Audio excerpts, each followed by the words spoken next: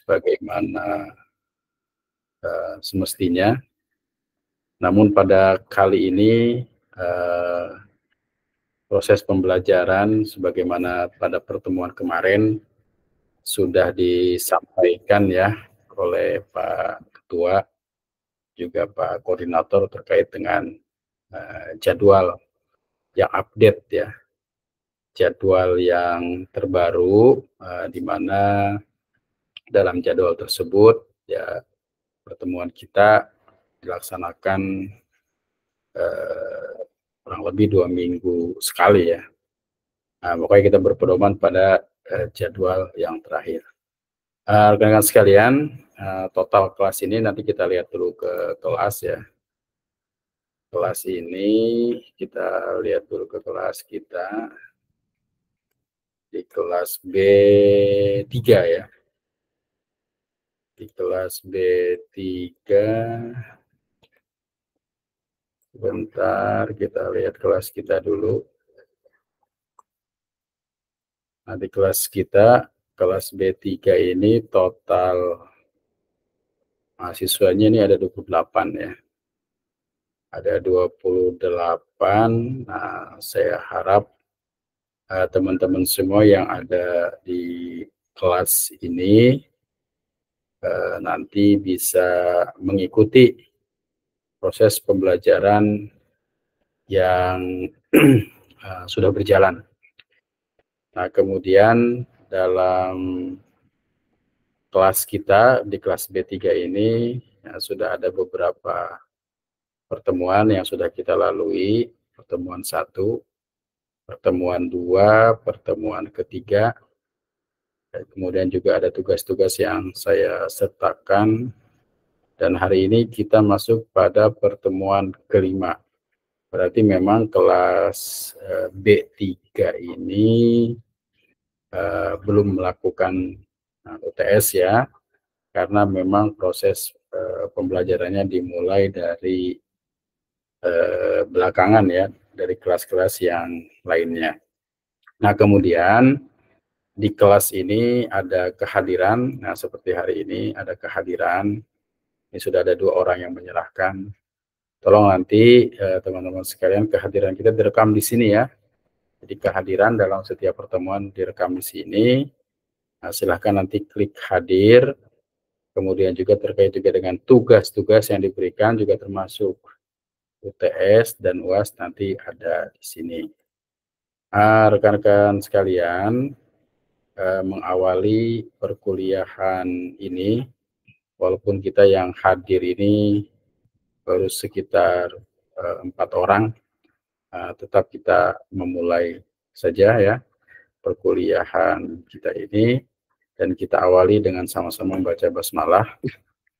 Bismillahirrahmanirrahim.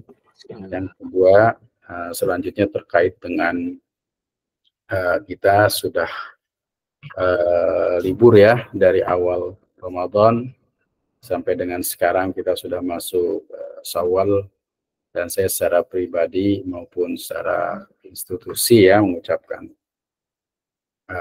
selamat Hari Raya Idul Fitri, taqabbalallahu minna wa minkum. Mohon maaf lahir batin atas kesalahan dan kekhilafan yang terjadi. Ya, mudah-mudahan kita semua diberikan ilmu yang bermanfaat oleh Allah Subhanahu wa taala. Amin ya rabbal alamin. Nah, selanjutnya terkait dengan perkuliahan yang harus kita ikuti. Nah, teman-teman semua juga harus melihat di RVS ya di kelas. RVS di kelas sudah dilakukan, sudah ada ya, bisa dilihat nanti di RVS di kelas kita. RPS ya di kelas yang kita ikuti itu juga ada RPS rencana pembelajaran semester, kemudian ada kelompok kajian atau bahasan. Nah, ini juga sebenarnya harus dipahami ya, harus dipahami, harus diikuti. Kemudian juga terkait dengan presentasi harus dijalankan. dan semua kita masing-masing harus memiliki tanggung jawab ya terkait untuk menyelesaikan perkuliahan ini. Ya, hari ini kita mencoba mempelajari tentang media pembelajaran interaktif pada mata pelajaran PAI. Nah, media pembelajaran interaktif pada mata pelajaran PAI ini, kalau kita lihat dari media interaktif ya, ini kelompok berapa?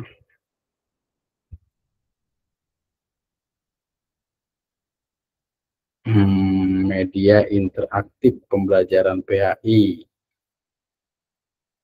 Pengembangan media pembelajaran interaktif dalam pembelajaran PAI ini, kalau kita lihat di sini, ini ada Andriana, kemudian LG Harkah, sama Khairul Andrian. Ya memang harusnya bisa presentasi terkait dengan tema ini. Nah, walaupun namun mungkin kita baru ya, jadi langsung ngegas gitu ya. Nah, karena itu saya ingin menyampaikan kepada rekan-rekan sekalian terkait dengan media pembelajaran interaktif pada mata pelajaran PAI. Nah, sebelum saya mulai, saya ingin menyampaikan dulu kepada rekan-rekan sekalian. Ini Pak Ian Sofyan. Pak Ian Sofyan, gimana kabar Pak Ian? Alhamdulillah sehat, Pak. Alhamdulillah ya, sehat. Gimana kabarnya, pulang kampung nggak? Saya habis pulang dari rumah sakit, Pak. Oh, rumah sakit. Oh ya, mudah-mudahan cepat sehat, dipulihkan ya, dikuatkan. Tapi saya pengen belajar. Dikuatkan ya, sehingga kita sama-sama bisa belajar, bisa diskusi. Semangat terus Pak Sofyan ya. Siap. Ya, kemudian Pak Diman, gimana kabar Pak Diman? Alhamdulillah Pak, sehat. Ngelain Pak Dokter Edi. Ya, sama-sama. Ini belum sama-sama bisa ya. terakhir ke tempat sana. Amin, sama-sama, mohon maaf lahir batin. Sami-sami Bapak kita. Ya. Amin, amin. Pak Frizal, gimana Pak Frizal kabarnya? Sehat Pak Frizal?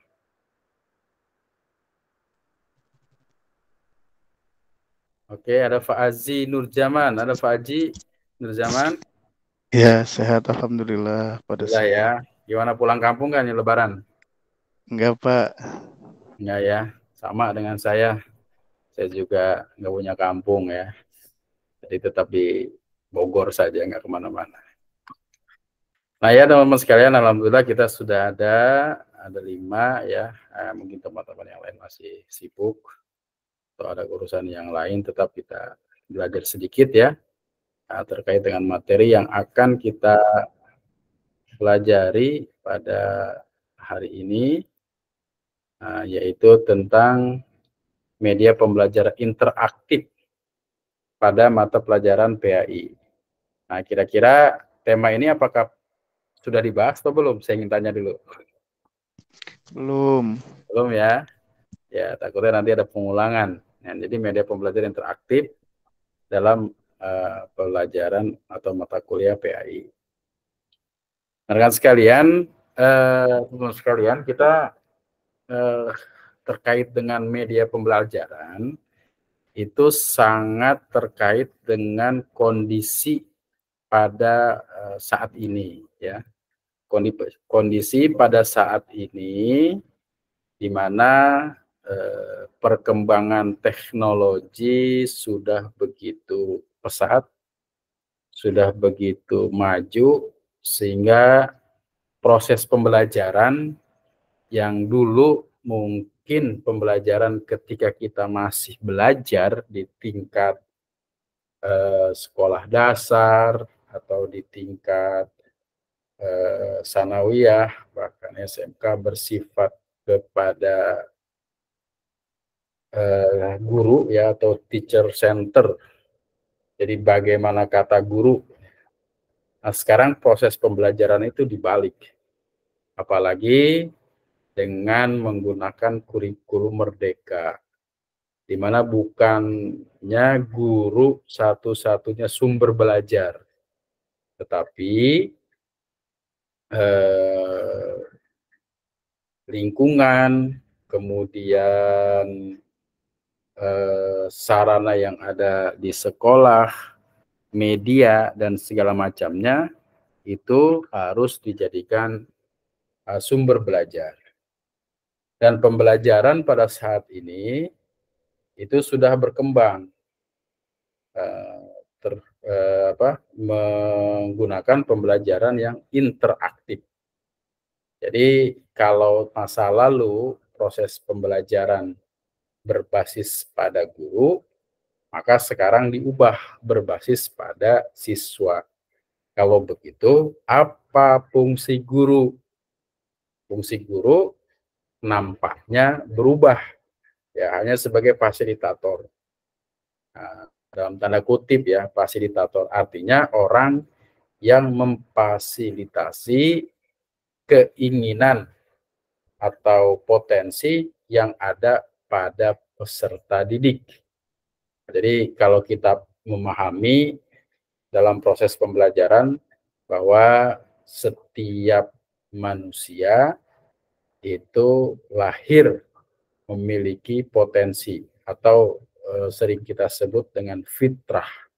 Maka pada saat ini seorang pendidik adalah mereka yang mampu mengarahkan fitrah tersebut berkembang dengan baik, potensi tersebut berkembang dengan baik, sesuai dengan apa yang diharapkan atau apa yang diinginkan oleh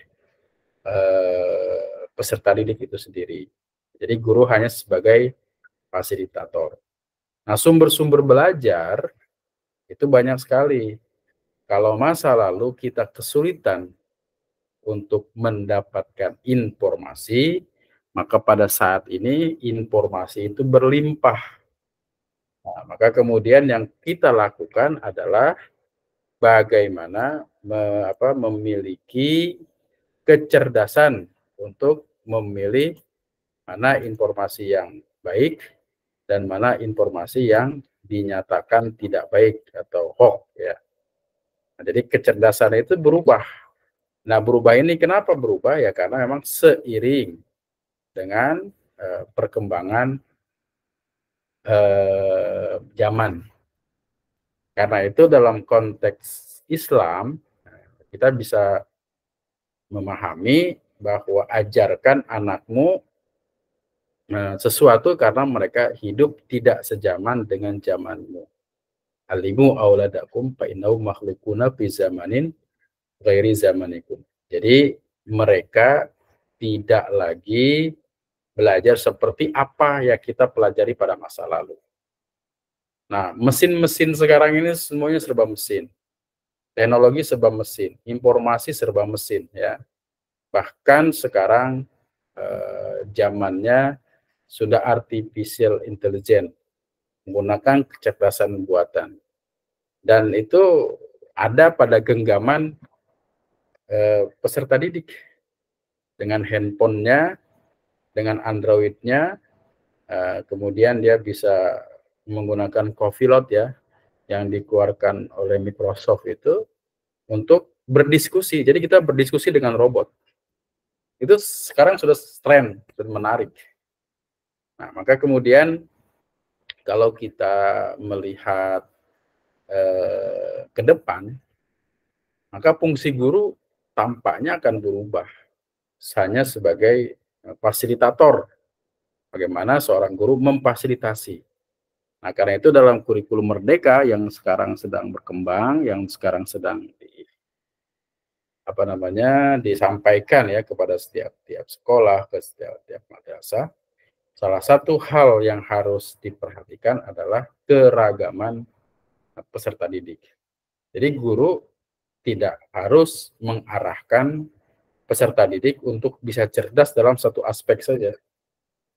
Nah, guru harus mengarahkan peserta didik sesuai dengan minatnya, apa yang dia mau, apa yang dia pahami terkait dengan pelajaran-pelajaran atau materi-materi yang disampaikan.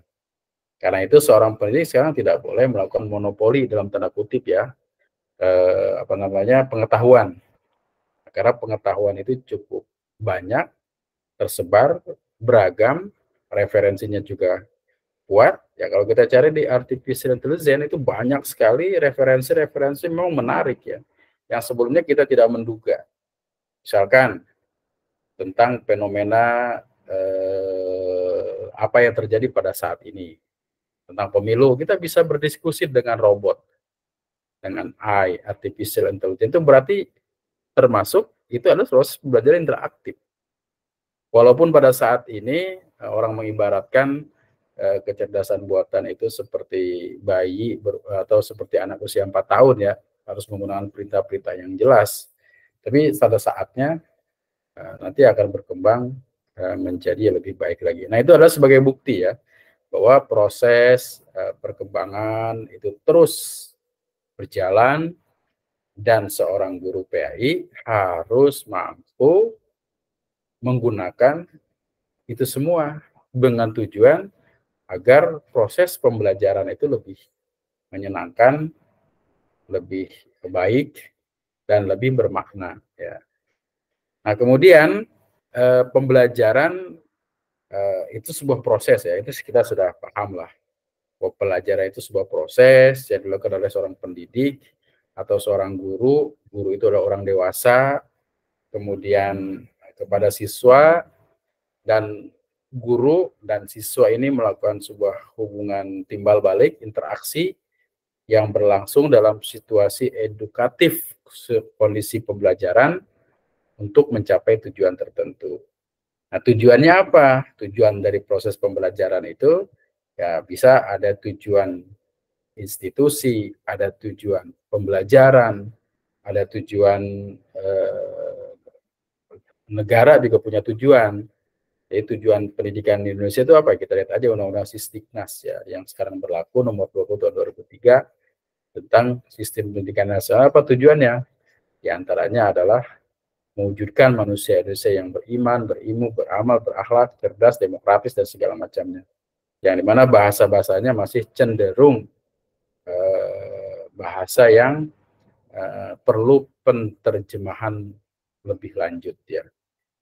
Kemudian pembelajaran itu ada proses interaktif dalam sebuah rangkaian untuk mencapai tujuan tertentu. Nah, selanjutnya terkait dengan materi ini, rekan-rekan sebenarnya bisa melihat di kelas ya. Saya sudah bagikan di kelas, nanti bisa dipelajari. Nah, dalam proses pendidikan agama Islam pun harus mampu menyesuaikan dengan proses pendidikan dan pembelajaran yang ada. Jadi jangan sampai PAI itu tertinggal. Nah, salah satu hal yang harus kita lakukan adalah bagaimana seorang guru atau pendidiknya harus mampu atau bisa menggunakan hal-hal yang berbasis pada teknologi. Ya, misalkan dalam proses pembelajaran PAI itu teknologi memiliki peran penting dalam pendidikan. Nah, kalau misalkan anak ini saat sekarang ini agak sulit kita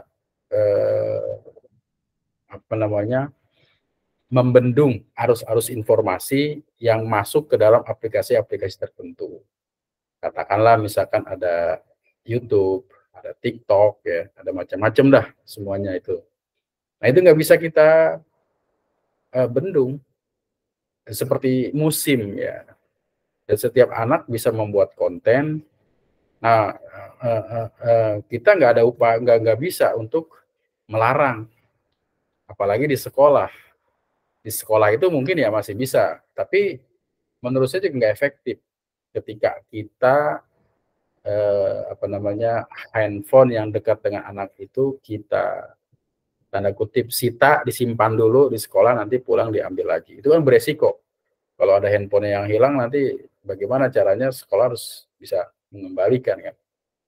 Nah, ini harus pemikiran yang mendalam ini, karena di beberapa lembaga pendidikan Islam, terutama di madrasah, ya seperti itu, karena memandang bahwa handphone yang dimiliki anak itu adalah sesuatu yang tidak mendukung proses pembelajaran. Nah, bagaimana kalau hal itu kita balik, bahwa alat yang dekat dengan anak itu harus dijadikan sebagai sumber belajar. Nah, ini juga harus perlu pemikiran yang komprehensif ya. Karena di beberapa sekolah sudah bisa menjadikan itu, di mana dari mulai kehadiran, tugas-tugas, flash paper, tidak menggunakan kertas lagi, tapi menggunakan handphone yang ada di genggaman anak-anak. Dan ini juga bisa mengurangi ketergantungan anak itu pada aplikasi-aplikasi tertentu yang kurang bermanfaat. Nah, kalau kita menolak, ini agak sulit kita membendungnya. Dan kemudian bagaimana seorang pendidik itu juga harus masuk menyelami dunia anak, dunia peserta didik, tergantung levelnya ya. Kalau level SD, SMP, SMA, SD ya mungkin agak dibatasi kan. Tapi kalau sudah SMP dan SMA di mana mereka sudah mulai berkembang, maka untuk membatasi hal tersebut sepertinya memang agak sulit. Karena itu perlu pemikiran yang komprehensif menyeluruh dalam sebuah satuan pendidikan, bagaimana untuk menjadikan teknologi yang berkembang pada saat ini dijadikan sebagai sarana untuk sumber belajar. Nah, ini perlu sesuatu yang memang pemikiran secara mendalam ya. Kemudian ada perbedaan individu. Setiap peserta didik memiliki kekuatan, kelemahan, minat, dan perhatian yang berbeda. Nah, ini juga harus dikaitkan dengan keragaman yang dimiliki oleh peserta didik dalam sebuah proses pembelajaran. Kemudian beberapa mata pelajaran, termasuk dalam pendidikan agama Islam, ini cenderung monoton ya. Monoton itu artinya tidak menarik, itu aja ya. Kalau monoton itu seperti orang dari hari ke hari menggunakan bajunya itu aja nggak pernah ganti-ganti, itu namanya monoton. Ya, jadi jangan sampai proses pembelajaran dalam pendidikan agama Islam itu lebih cenderung pada monoton ya. Nah, artinya tidak memperhatikan keragaman peserta didik, karena kalau itu yang terjadi, maka proses pembelajaran tentunya tidak menarik ya, tidak menarik. Karena itu guru PAI harus memiliki energi yang kuat untuk menjadikan pelajaran agama ini, terutama agama Islam ini menjadi menarik. Nah, tentunya menarik itu bisa kita gunakan media interaktif yang dekat dengan dunia anak-anak. Nah, kemudian pendekatan pembelajaran PAI itu cenderung memang klasikal ya. Klasikal itu bermakna satu guru bisa berhadapan dengan 20 anak, kadang-kadang sampai 40 peserta didik gitu ya. Nah, jadi proses pembelajarannya klasikal. Kelemahannya banyak peserta didik yang memang kurang terkontrol pemahamannya, apalagi kalau kita mengajarkan PAI yang terkait dengan membaca Quran, makhraj huruf, tajwid dan segala macamnya. Kalau dilakukan secara klasikal, ini memiliki kecenderungan sulit untuk mengukur ya keragaman yang ada di anak atau peserta didik, karena memang proses pembelajaran yang dilakukan itu sangat tergantung pada waktu yang diberikan. Nah, dan juga energi guru. Ya, guru juga kan perlu energi, perlu istirahat, perlu suasana yang enak ya. Tapi kalau klasikal ini proses pembelajaran yang ada di kita itu memang sifatnya adalah masih klasikal dan terkadang memang agak bias ya antara pemahaman satu siswa dengan siswa lainnya. Nah, kemudian juga ada beberapa kelemahan yang sering dilakukan ya oleh peserta didik ketika menggunakan mata pelajaran PAI, seperti anak-anak itu cepat bosan ya, karena kemudian juga pelajaran PAI itu kan pendekatannya adalah keimanan, bukan pendekatannya logika atau rasional. Walaupun mungkin dalam beberapa tema ya harus begitu, karena Islam harus mendasarkan pada sesuatu yang rasional dan relevan. Tapi pada faktanya pendekatan dalam pelajaran agama itu pendekatan keimanan. Bagaimana kita bisa meyakinkan seseorang beriman kepada sesuatu yang gaib, ya, itu kan harus dilakukan dengan sebuah pendekatan keimanan yang tentunya guru di sini harus memiliki media, harus memiliki pemahaman yang terkait dengan apa yang harus diharapkan oleh peserta didik ya, atau tujuan-tujuan dari sebuah lembaga pendidikan. Nah, kemudian ada beberapa kajian secara teoritis dan empiris untuk menghadapi kelemahan-kelemahan dalam proses pembelajaran tersebut. Salah satunya adalah bagaimana seorang pendidik itu harus mampu menggunakan IT ya, atau informasi dan teknologi dalam proses pembelajaran. Apalagi pada saat sekarang proses-proses pembelajaran berkembang secara komprehensif ya, melalui media-media tertentu. Nah, sehingga walaupun bagaimana seorang pendidik harus mampu untuk menggunakan hal-hal tersebut yang bersifatnya interaktif dan bisa dimanfaatkan oleh peserta didik. Nah, kemudian kalau kita lihat dalam kajian-kajian kebijakan-kebijakan pemerintah, baik itu kaitan dengan kebijakan madrasah, sekolah maupun pesantren, ini sangat gencar sekali sebenarnya penggunaan teknologi informasi dan komunikasi.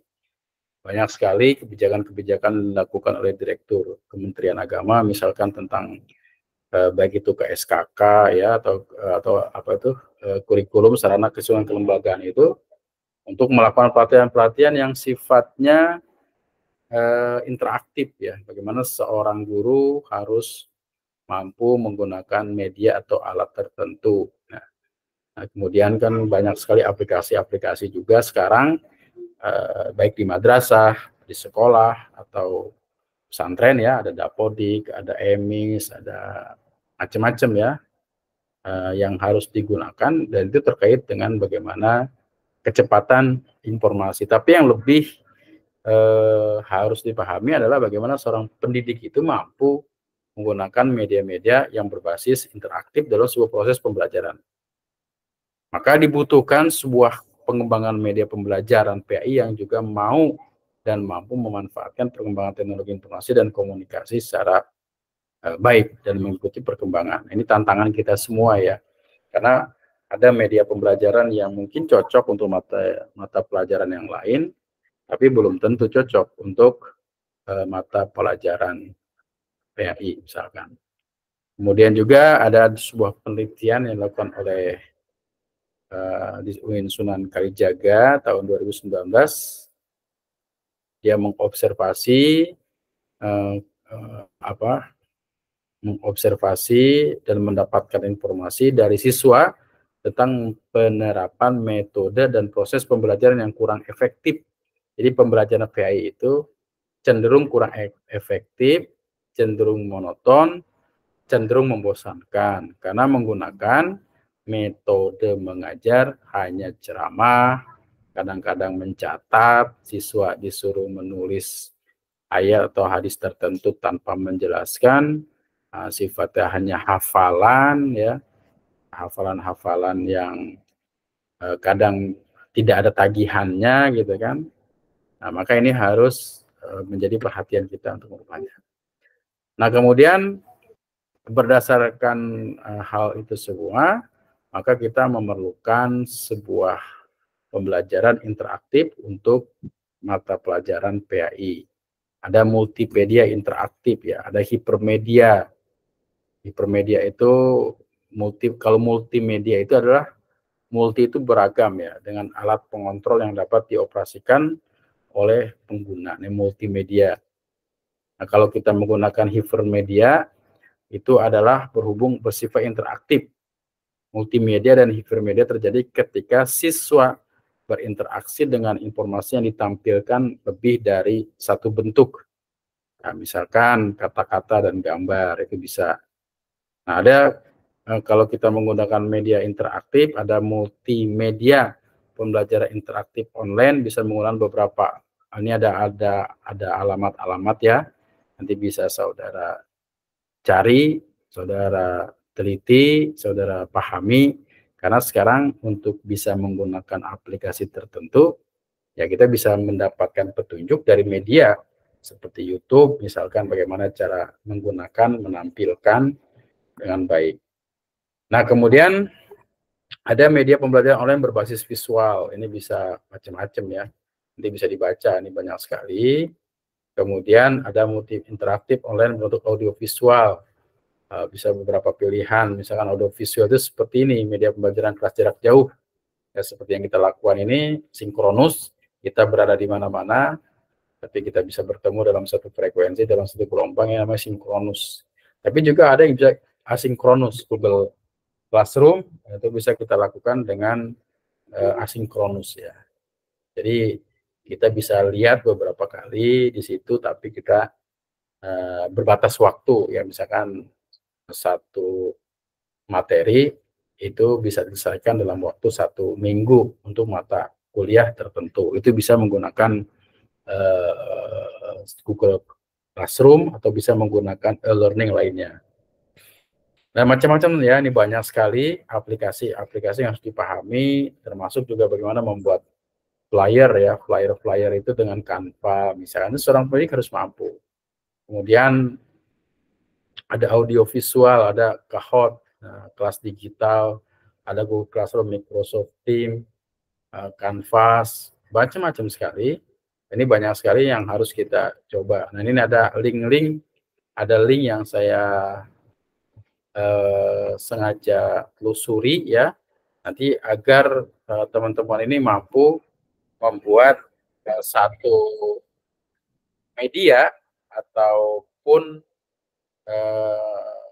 pembelajaran yang menarik,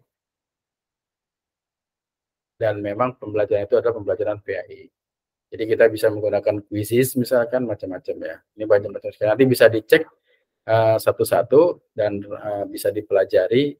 Kemudian bagaimana cara kita mendalami ya informasi ini. Yang penting ada rasa ingin tahu dulu yang dilakukan oleh rekan-rekan sekalian, teman-teman sekalian, untuk menggunakan media pembelajaran berbasis interaktif untuk mata pelajaran PAI. Demikian rekan-rekan sekalian, materi yang disampaikan pada malam hari ini. Jika ada hal-hal yang perlu didiskusikan, silakan didiskusikan. Mungkin ada yang disampaikan, silakan. Boleh disampaikan. Baik, Pak. Ya, silakan Pak Nazik Ridai. Silakan Pak. Iya, jadi berhubungan dengan pembelajaran berbasis dengan teknologi ya Pak. Tadi ada IT, multimedia ya, pembelajaran PAI berbasis multimedia. Media ya, seperti misalkan kita ambil dari ChatGPT itu kan bisa kan ya Pak? Ya, itu bisa. Bisa. Nah, pertanyaannya gini Kak. Jadi kalau misalkan kan kita SD nih Pak, yang pertama mungkin kalau SD itu kan mungkin anak-anaknya belum bisa pakai alat-alat elektronik gitu ya Pak. Ya mungkin sebagian bisa, tapi kan di rumah itu nggak bisa dibawa ke sekolah, itu yang pertama. Terus yang kedua, nanti kalau misalkan kita pakai alat-alat kayak gitu, misalkan multimedia gitu, kita sebagai gurunya sebagai fasilitator, nanti takutnya kan kita berbasis di PAI ya Pak. Jadi kan ada mazhab Syafi'i, Hambali, Hanafi. Nah, itu nanti takutnya tercampur aduk oleh mereka sendiri ketika mereka itu belajar secara otodidak gitu, Pak. ya mereka sumber link apa, belajar dari Iya. link mana gitu. Nanti takutnya nanti tercampur aduk. Jadi dia beramal agama itu ya separuh Syafi'i, separuh Hambali gitu. Takutnya gitu loh Pak. Jadi untuk mengatasi hal seperti demikian rupa itu bagaimana kira-kira Pak? Ya, terima kasih, ini luar biasa, ini sebuah pertanyaan yang memang bagus ya. Jadi teknologi itu sebagaimana saya sampaikan tadi memang tidak bisa dihindari. Karena itu memang penggunaan teknologi seperti ChatGPT dan segala macamnya itu juga harus melihat kepada usia peserta didik ya. Nggak mungkin kalau kita mengajar di tingkat pra sekolah PAUD misalkan menggunakan ChatGPT. Karena karena target dari itu kan hanya taman bermain, Raudatul Atfal ya. Jadi taman mereka bermain sambil belajar dan belajar sambil bermain. Tapi ketika di SD itu tujuan proses pembelajarannya adalah calistung sebenarnya 1, 2, 3. Kelas 1, 2, 3 itu harus bisa baca tulis dan menghitung. Nah, orang yang baru bisa baca tulis dan hitung tentunya belum juga bisa menggunakan teknologi yang sepertinya seperti ChatGPT itu.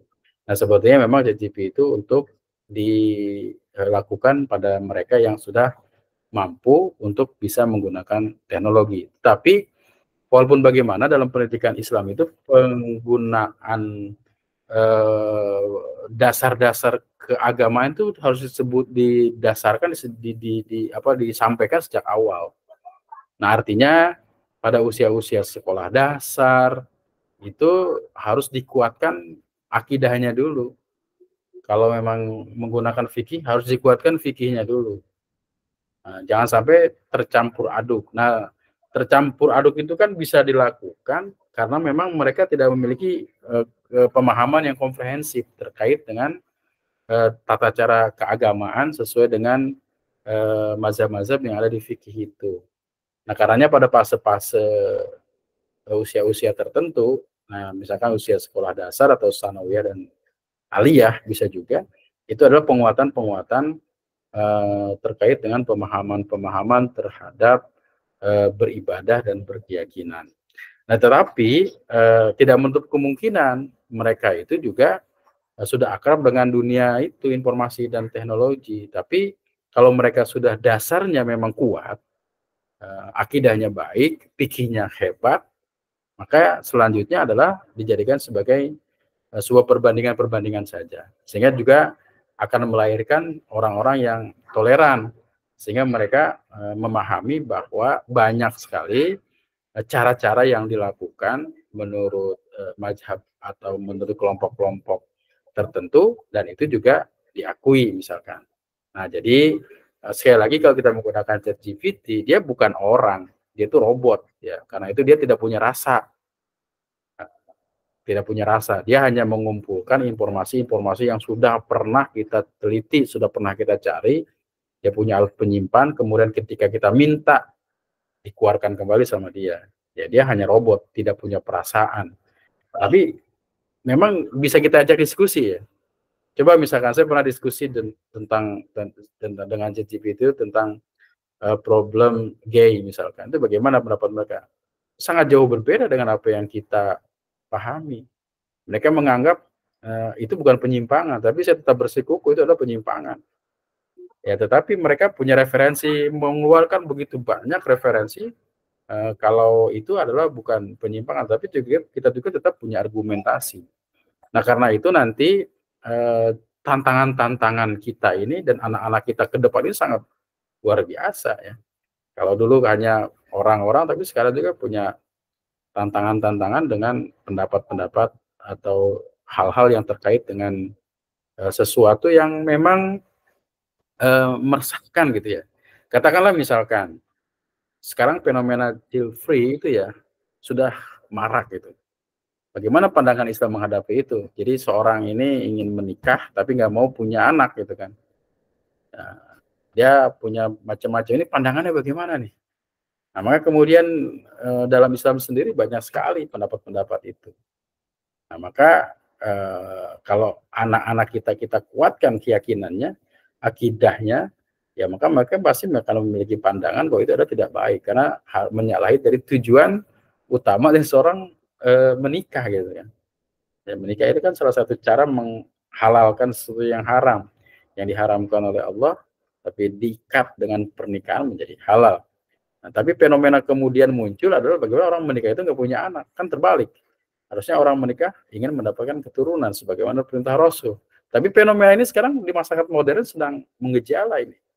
Nah, kalau anak-anak kita kuatkan akidahnya, tentu hal ini hanya sebagai sebuah informasi yang memang harus dipahami oleh mereka, sehingga kemudian hidupnya itu juga tetap berpegangan pada keyakinan-keyakinan yang baik.